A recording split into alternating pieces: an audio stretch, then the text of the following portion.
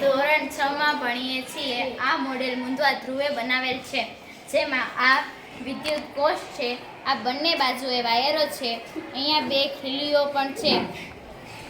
આ વાયરો છે તે આ એક સેફ્ટી પિન છે જે વિદ્યુત કળ તરીકે ઉપયોગી છે। આપણે તેને આ ખીલીઓ સાથે જોડીએ ત્યારે આ બલ્બ ચાલુ થાય છે અને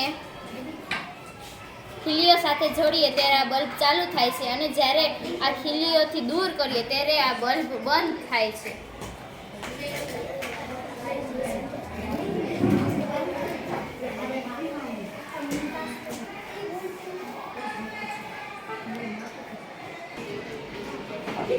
હું ધોરણ 6 માં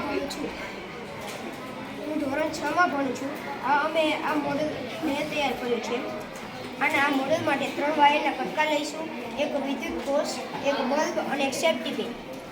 આ પહેલા વાયરના 3 કટકાને એક કટકાને વિદ્યુત બલ્બના એક છેડા પર એક ધ્રુવ પર બાંધીશું, બીજા છેડાને બીજા ધ્રુવ પર બાંધીશું, પછી આ છેડાને બલ્બની નીચે બાંધીશું અને ત્યાંથી હજુ એક બીજો છેડો એ છેડાને સેફ્ટી પિન સાથે જોડીશું।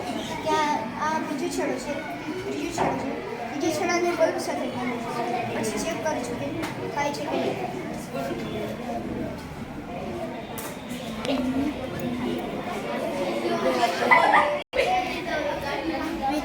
અહીં સેફ્ટી પિન એ વિદ્યુત સુવાહક છે, તેથી બલ્બ પ્રકાશિત થાય છે।